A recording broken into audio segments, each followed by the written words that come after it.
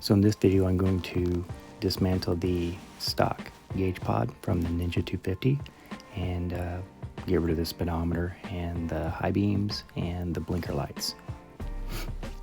Pretty easy to dismantle this thing. A few screws in the back, screws on the wires, everything comes apart pretty easily.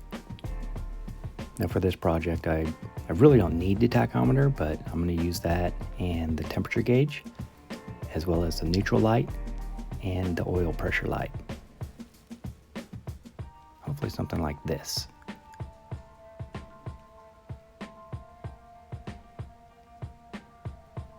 Alright, so this black paint on the faces, I'm just going to get rid of it by using some high strength isopropyl alcohol.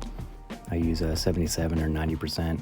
Just spray some on there, let it dissolve a little bit, get to rubbing, and you'll end up with all the paint off. Alright, so I'm going to notch on the side of the tachometer to get the temperature gauge closer. I'm going to cock it to the side so I can see everything straight up when I need to see it straight up. Little white vinyl and some red, and you can see the new faces. For this gauge pod, the mounting source, I'm going to, I don't need all of it, so I'm just going to cut off what I don't need and retain the mounting places in the back for the tachometer. And the temperature gauge will hook on the side of the tachometer, so we'll fill those holes in later. Plastic's pretty easy to cut. I'm left with about 70% of the original circumference of the tachometer. A little place cut out for the temperature gauge to go on the side. I'm gonna grab the bezel and cut out where the temperature gauge will reside within the tachometer. Just mark that up. This plastic also super easy to cut. You end up with something like this.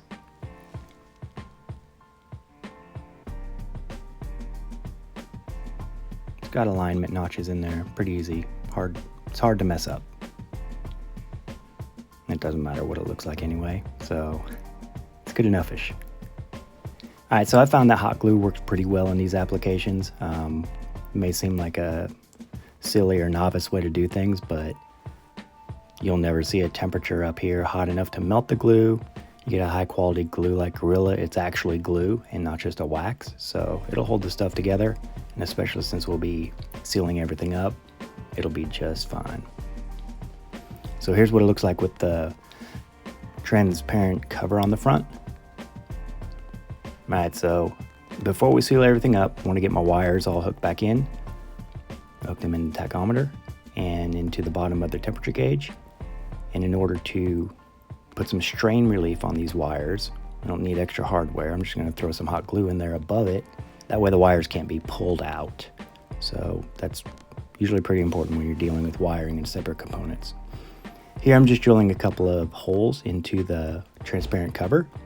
Into these holes I'll just mount the dummy lights for neutral, which is nice to have, and the oil pressure light, so I'll know when my engine's about to blow up.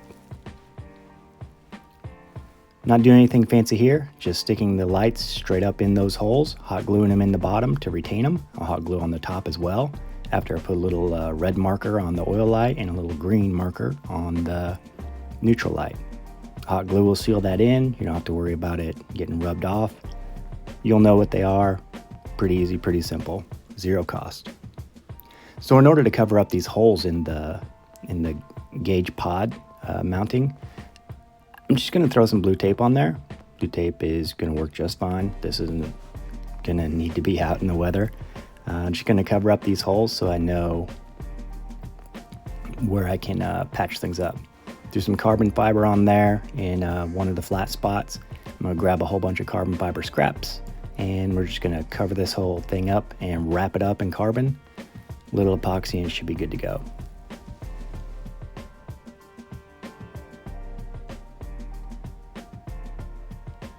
Pretty straightforward here. There's a bazillion videos about how to use carbon fiber. It doesn't have to be anything fancy. You don't need a vacuum bag.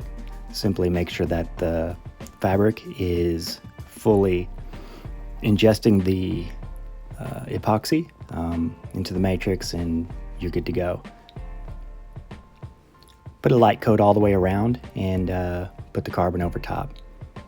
Now, packing tape does not stick to this epoxy, so this is a great fact to know. So I'm going to simulate kind of a vacuum around the side by applying pressure with that tape. Once it dries, I can peel it all off. Had some string around there as well just to add extra pressure. So I'll peel this tape off and it's done. It's cured. Everything is good to go. The tape pushes it down into the side so that all the resin stays in the fabric and makes a pretty decent patch job. So the whole thing is encased in carbon now. It's all one piece. We have just the pigtails out the back with only the wires we need, and only tachometer, temperature gauge, and neutral light, and the oil light.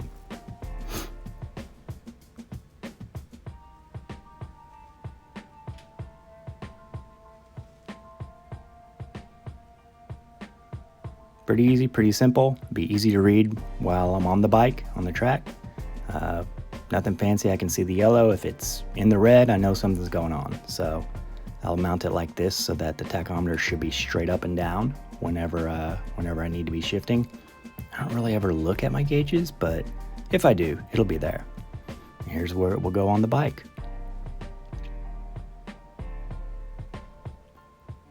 Simplicity is key in building stuff, in my opinion, and simple gauge pod like this is much better than the complex and overly cumbersome OEM gauge pod that came with the Ninja 250 motor. So something simple like this will be welcome. It'll be easy to mount, super light, and does what I need, probably more than what I need, but it'll work just fine. It's good enough-ish.